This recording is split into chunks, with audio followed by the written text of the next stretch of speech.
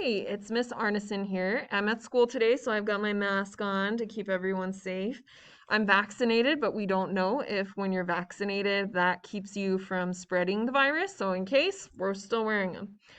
I wanted to make this video because I'm going to go over how to do lesson 1 for Science 232, The Impending Apocalypse. This one is about evaluating sources of information.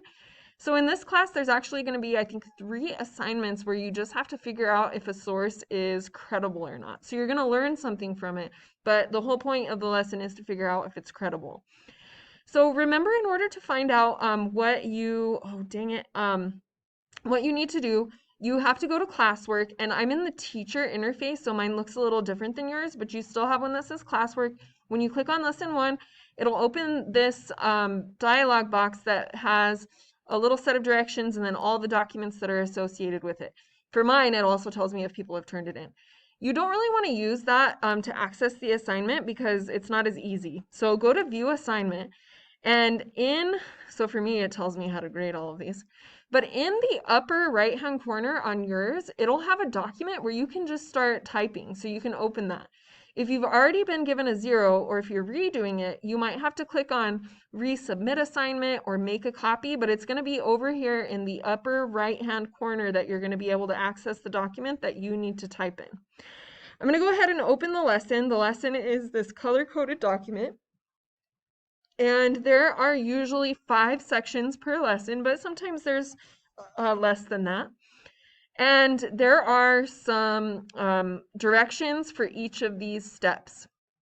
Usually, the links in the document will work, and so you can just click on everything right from here, unless it tells you otherwise. But if you need to go back to the lesson because something isn't working, like maybe a link is corrupt or whatever, and it's not letting you go to it, you can also click on the things over here. So the links are also on the main page where you clicked on your assignment in the corner. This will automatically save for you, which is really cool. And you can even leave me a comment in it. So like if you want to ask me something, you could highlight it and be like, I don't understand this question. Oh, and then I can be notified of that. So you'll click on comment and then you can just write something to me and then it'll tell me and then I can answer you directly right on this page. That way you don't have to try to text me about what lesson and stuff you're on. Okay, so for the first part of the lesson, you just read this little part. It's about before the internet was a common fixture. I know you guys don't remember, but the internet is actually pretty new. And so this news clip is about what the hopes were for the internet in 1981. So all you have to do for this warm-up is watch the clip, and then you have to answer these questions. Please answer the questions. You can either put your cursor right in between those 2 little dashes or after, but if you put it right here, it's going to type in black, and I don't want it to type in black. I wanted it to be an Arial cornflower blue, so please type after the dashes, then your answer will be in this blue text. It just makes it easier for me to grade, so that's why I prefer if you do it that way. So answer these 3 questions, and it's your opinion. So as long as you do it, you get your points. Okay, the CRAP test. So this is something that can help you figure out if something is a good source or not. Students and adults are both really terrible at figuring out in general if sources of information are credible or not. I think I was good at it when I was in high school. I got a lot better in college because they're very picky about the sources you use in college. But really, if I hadn't gone to college, this wouldn't be a big deal to me.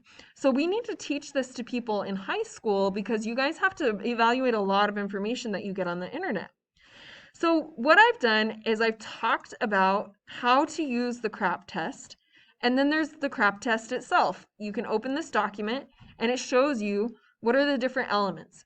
So the first C stands for currency, and then for you to evaluate the currency, you can use these questions. Are the links functional? Is the information current or out of date for your topic? So if you're writing about the coronavirus, that stuff changes from week to week. So if you're looking at something about the coronavirus that is from a year ago, it's probably not up to date anymore. That's why those questions are there, to help you.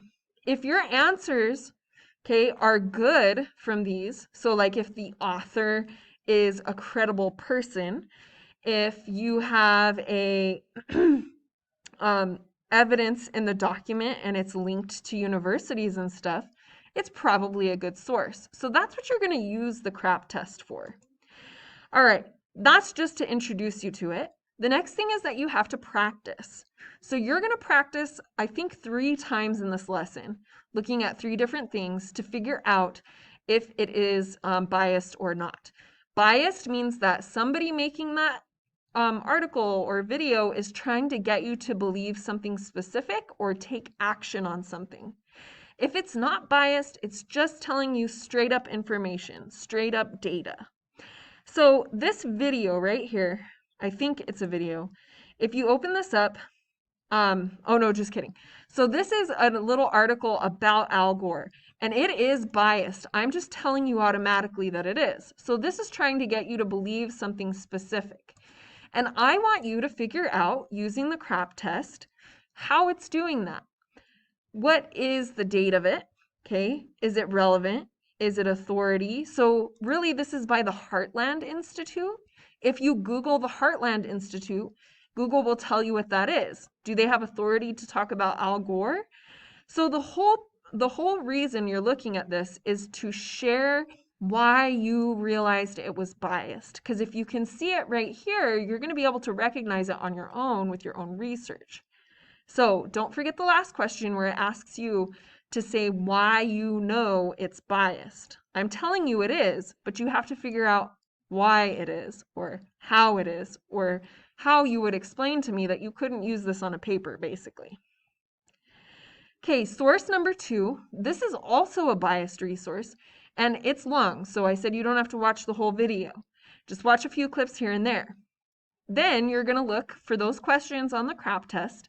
See which ones of them you can answer. So like if you're trying to figure out the accuracy, go to accuracy on the CRAP test and look at those questions. Where does this information come from? So is the author or the creator of the video telling you where they got their information? Is it from a university? Is it from, I don't know, a video online? Is it from QAnon? Because that can tell you if the source is going to be credible or not.